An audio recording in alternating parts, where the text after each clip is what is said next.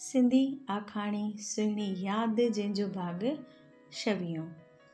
अमन ॿिए ॾींहं ते ऑफिस में कुर्सीअ ते वेठो हो, टेके सां ॿई हथ मथे जे हेठां अखियूं बंदि करे। ख़्याल किथे जा किथे, पर चहिरो आयशा जो ई पियो ॾिसण अचे। अचानक सां हुनखे सॼी शादीअ जो माहौल यादि अची वियो ऐं उहो जेको डांस कयो हुयऊं पंहिंजी भेण खे शिरतीअ जे लाइ। भेनरूं पंहिंजी भेण जी शिरती करण लाइ ही गानो सुठी तरह ॻोल्हे आयूं हुयूं ऐं गानो ॾाढो मिठो बि हुयो।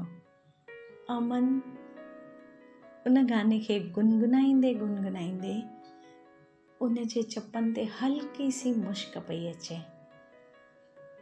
चवंदा आहिनि आशिकी ख़राब चीज़ हूंदी आहे, सच। अखियूं बंदि गाने खे गुनगुनाइण चालू ई हो। घूंघट की आड़ से दिलबर का दीदार अधूरा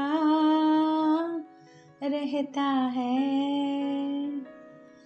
जब तक ना पड़े आशिक की नजर, जब तक ना पड़े आशिक की नजर, सिंगार अधूरा रहता है, घूंघट की आड़ से दिलबर का। गानो ई केतिरो सुठो आहे, सच मां। जीअं ई आयशा जो घूंघट हटियो, हिन आशिक जो त दिल ई हली वियो हो।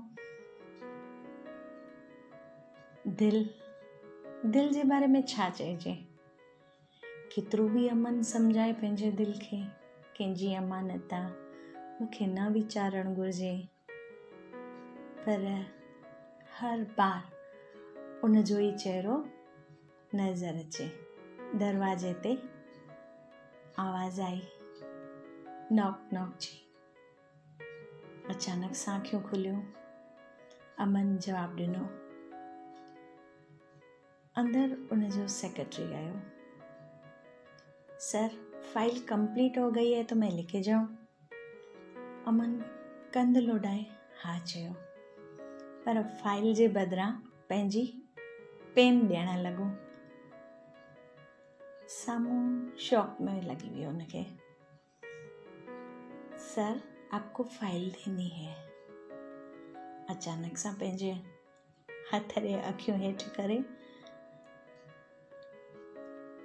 फाइल ॾिनी ऐं पेन पाण वटि रखी।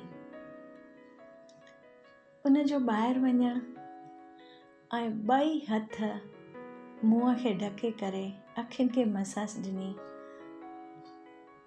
पंहिंजो पाण खे चवणु लॻो, अमन, तुंहिंजी हालत ख़राब थी थींदी वञे। दिल ई दिल मां बार बार इहो आवाज़ अचणु लॻो। उथी करे पंहिंजे लाइ कॉफ़ी ऑर्डर कई अने जीअं ई कॉफ़ी पीअण लॻो, अचानक सां मुंहिंजो अखियूं खुली वयूं। मां छा थो सोचां, छो थो सोचां, कुझु ख़बर कान्हे, पर मुंहिंजे अॻियां छो थी अचे हर बार। मुंहिंजे दिलि खे विसरे ई कान थी। बसि ख़ामोशीअ सां पंहिंजो पाण खां सवाल कंदे कंदे वक़्तु बीतजी वियो, सॼो ॾींहुं निकिरी वियो। जंहिं वक़्तु घर ॾांहुं वञणु लॻो, कार में आयशा खे ॾिठो।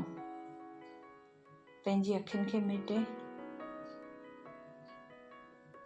वरी वीचारे, जिते ॾिसां तो या थी ॾिसण अचे। अजीब ॻाल्हि आहे। वापसि अखियूं मेटे वरी ॾिठो, पर सचमुच आयशा ई हुई। आयशा कुझु शॉपिंग करे मॉल मां ॿाहिरि निकिरे पई। हितां हिन जे गाॾीअ जो लंघण। वरी वापसि हिन जो दिलि त कमज़ोर, न चाहींदे वापसि हुन जो चहिरो हरी करे अचे।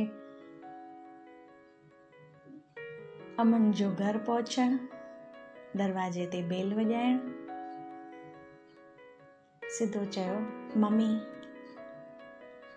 मूंखे हिकु कोप कॉफ़ी खपे, अॼु मूंखे थकावट थी महसूसु थिए। हिनजी मम्मीअ चयो, हा पुटु, रूम में फ्रेश थी वठ, मां 5 मिंट में कॉफ़ी खणी थी अचां। पलंग जे टेके सां मथे खे पुठियां खां 2 हथ जो आसरो ॾेई अखियूं बंदि करे वेठो हो। हिनजी मम्मीअ 2 दफ़ा सॾु कयो, अमन अमन, पर अमन जा ख़्याल वापसि उन दुनिया में।